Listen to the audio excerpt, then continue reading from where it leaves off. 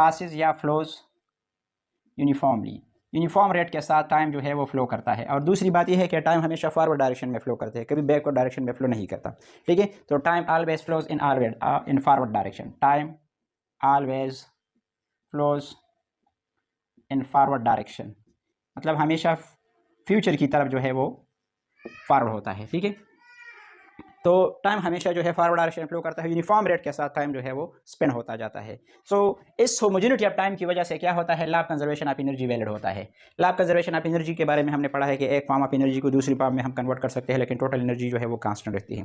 For example, अगर हम potential energy की बात करें, किस चीज़ की, पोटेंशियल एनर्जी की बात करें, पोटेंशियल एनर्जी, और लेट से मैं फॉर सिंप्लिसिटी में कंसिडर करता हूँ ग्रेविटेशनल पोटेंशियल एनर्जी को कंसिडर करता हूँ। क्या, ग्रेविटेशनल केस को मैं कंसिडर करता हूँ। फॉर एग्जाम्पल, एक बॉल है जो कि पॉइंट ए पर मौजूद है, और इसको मैं यहाँ से उठाकर लेट से कुछ हाइट पर बी पॉइंट तक इसको मैं रेस कर देता हूँ। तो इसको पोजीशन को मैंने चेंज किया, यहाँ पे लेट से इसका पोजीशन था y1 और यहाँ इसकी पोजीशन है y2, और y2 माइनस y1 जो है लेट से h के बराबर है। तो यहाँ पे जो इसकी पोटेंशियल एनर्जी यहाँ पे जो स्टोर हो गई, इसकी पोटेंशियल एनर्जी वो मैं लिख सकता हूँ mg h के बराबर है।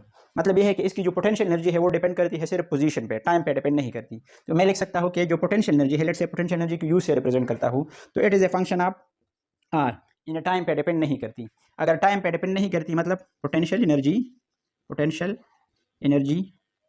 Depends on position and not on time, time पे डिपेंड नहीं करता, नॉट ऑन टाइम। ठीक है, मतलब हम लिख सकते हैं कि change in potential energy with respect to time हमेशा क्या होगा, जीरो के बराबर होगा, बिकॉज डायरेक्टली जो एनर्जी है वो टाइम पे डिपेंड नहीं करती। ठीक है, लेकिन हमें पता है कि जब किसी भी बॉडी का पोजीशन हम चेंज करते हैं, मतलब ए से बी तक जब हम किसी बॉडी को मूव करते हैं, तो यहाँ इसका जब पोजीशन चेंज होता है तो पोजीशन जो है वो फंक्शन है टाइम का, क्योंकि इसको लेट से हम वेलोसिटी के साथ मूव करते हैं। तो वेलोसिटी क्या है, time rate of change of displacement है, तो इसकी जो वेलोसिटी है वो डिपेंड करती है टाइम पे। तो इसका पोजीशन जो है वो टाइम पे डिपेंड करता है, लेकिन एनर्जी डायरेक्टली जो है वो टाइम पे डिपेंड नहीं करती। इसी तरह मैं लिख सकता हूँ इसकी जो काइनेटिक एनर्जी है, लेट से काइनेटिक एनर्जी को मैं रिप्रेजेंट करता हूँ के से, ये बराबर है हाफ mv²।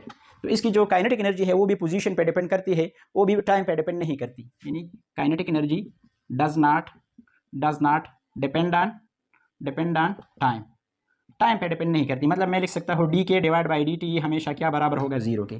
तो ना पोटेंशियल एनर्जी टाइम पे डिपेंड करती है और ना इसकी काइनेटिक एनर्जी जो है वो टाइम पे डिपेंड करती है, लेकिन पोजीशन जो है और वेलोसिटी जो है, पोजीशन जो है ये डिपेंड करता है टाइम पे, it is a function of time. और वेलोसिटी जो है ये भी डिपेंड करता है किस चीज़ पे, टाइम पे। तो वेलोसिटी और पोजीशन जो है टाइम पे डिपेंड करते हैं, लेकिन काइनेटिक एनर्जी और पोटेंशियल एनर्जी जो है वो टाइम पे डिपेंड नहीं करती। ठीक है, तो इसकी अगर टोटल एनर्जी अब मैं कैलकुलेट करूँ, लेट से टोटल एनर्जी अगर मैं कैलकुलेट करूँ, तो मैं अगर इस तरह लिखूँ, लेट से इसकी जो टोटल एनर्जी है वो दोनों पे डिपेंड करती है, it is a function of R and T, यानी ये पोजीशन पे भी डिपेंड कर रहा है और टाइम पे भी डिपेंड कर रहा है।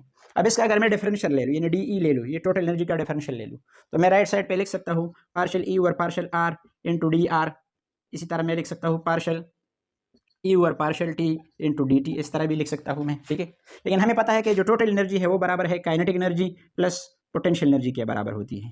टोटल एनर्जी किसी भी जिस्म की बराबर होती है kinetic energy plus potential energy की। अगर ग्रेविटेशनल की बात करें तो काइनेटिक एनर्जी और मैकेनिकल पोटेंशियल एनर्जी के बराबर होती है। तो फिर मैं इसकी जो डिफरेंशियल फॉर्म है एनर्जी की, मैं इसको इस तरह भी लिख सकता हूँ। इस इक्वेशन को मैं अगर ई की जगह अगर मैं ये वैल्यू पुट करूँ, तो मैं लिख सकता हूँ कि डी ई जो है ये बराबर है किस चीज़ के, इसको मैं थोड़ा सा एलाबोरेट करूँगा, तो ये बराबर है partial K over partial R into D R plus partial K over partial T into D T. इसी तरह partial U over partial R into D R plus partial U over partial T into D T, इस form में भी लिख सकता हूँ।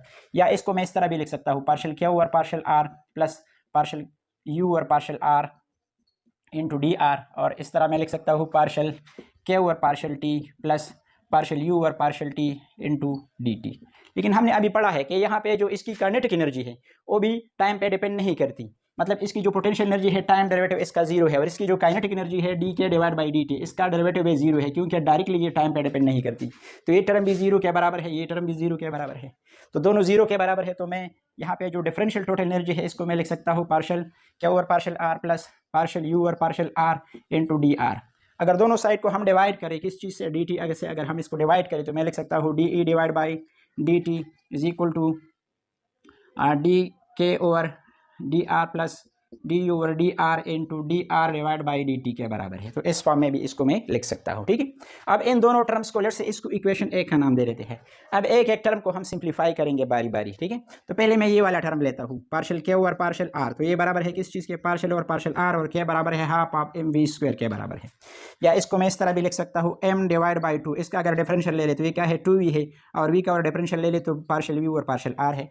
अब ये टू जो है इस टू के साथ कैंसिल होगा, तो मैं लिख सकता हूँ M V partial V over partial R. इस तरह मैं लिख सकता हूँ partial K over partial R जो है ये इसकी बराबर है, ठीक है।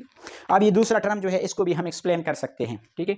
तो किस तरह एक्सप्लेन करेंगे, जो दूसरा टर्म है इसको भी एक्सप्लेन करने की कोशिश करते हैं। कौन सा टर्म है, ये वाला टर्म है, पार्शियल यू और पार्शियल आर।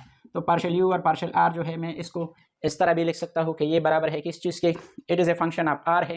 तो अब अभी हमने पढ़ा कि जो इसकी पोटेंशियल एनर्जी है वो डिपेंड करती है सिर्फ और सिर्फ किस चीज़ पे, पोजीशन पे डिपेंड करती है। और नेगेटिव ग्रेडियंट ऑफ पोटेंशियल जो है वो फोर्स के बराबर होता है। किस चीज़ के बराबर होता है, फोर्स के। यानी मैं लिख सकता हूँ पार्शियल यू और partial R is equal to minus F, या माइनस पार्शियल यू और पार्शियल आर जो है एफ के बराबर है। नेगेटिव ग्रेडियंट ऑफ पोटेंशियल जो होता है वो फोर्स के बराबर होता है। तो ये वाला जो टर्म है हमारे पास ये बराबर है फोर्स के, जबकि दूसरा टर्म हमारे पास बराबर है किस चीज़ के, M V del partial U और पार्शियल आर के बराबर है।